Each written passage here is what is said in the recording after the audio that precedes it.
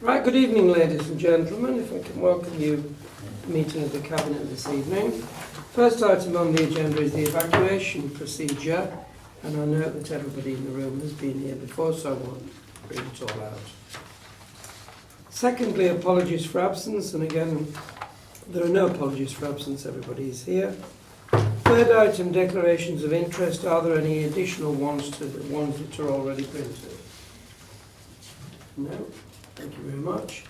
Is it agreed to confirm the minutes of the Cabinet held on the 3rd of January? Move that. Thank you.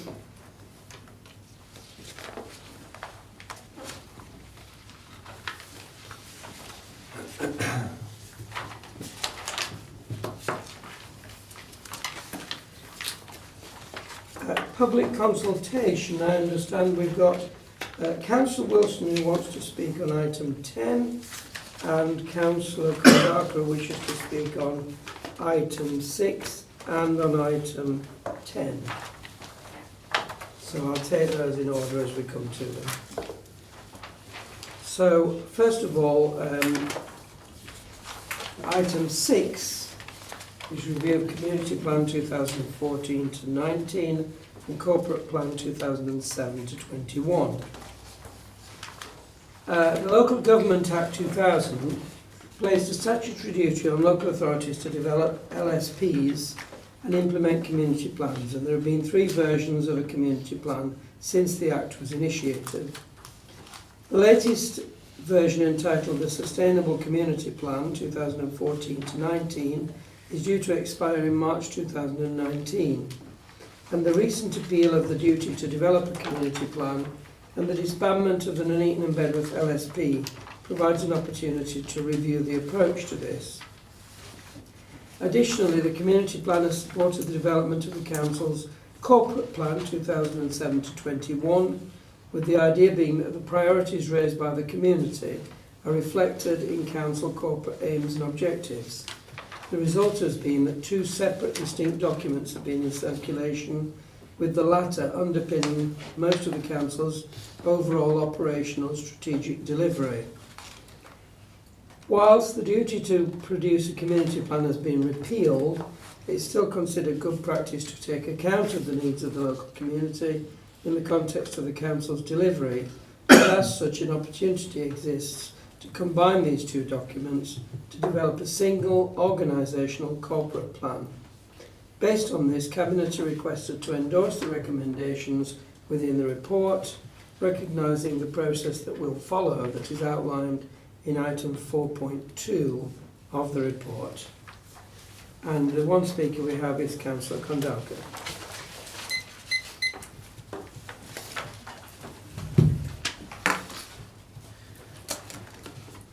Thank you, Chair.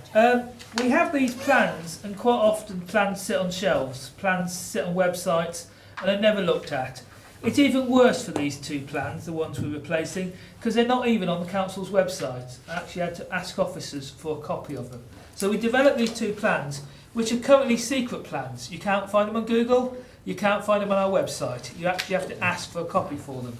And there's a good reason for that, because they just waffle, and the few things they have in them, like about equalising the wages of people in the Nuneaton and Bedworth, there's great aims. The wage of people in the borough is within 5% of the wage of the average for Warwickshire. Absolutely marvellous aim, done absolutely nothing about it. And it's the same for an awful lot of the other aims. They're very good aims, but we never do anything about it. We have a secret plan and no plan to achieve it. And then we look at particular things, we look at things like air quality, which I keep on about. When we go to scrutiny, the officers of this council say we do the legal minimum. If all this council is ever going to do is a legal minimum to look after air quality, the plan might just say, 1 page, this council will do the legal minimum. We really need a plan that involves the communities, actually has stakeholders write the plan, and a plan that is actually visible and actioned and has tangible things we can actually measure. So as we go through the next plan, we can tick off, are we doing this on air quality, or are we doing this on equal pay? And one really massive thing is life expectancy and health. Lots of great work in these documents, no work on the ground. We have a serious problem with life expectancy in the borough, not helped by obesity, smoking, air pollution, all sorts of other issues, lack of GPs, and we're not doing anything about it. So, great having a new plan, but let's have a plan we actually plan to implement. Thank you. Any questions to Councillor Kondarka? No, thank you very much. Right, then we have the recommendation before us about having one plan, which, like the previous plans, is not secret. Neither were the last ones. So we'll tell the truth about this. And I'm recommending to us that we agree with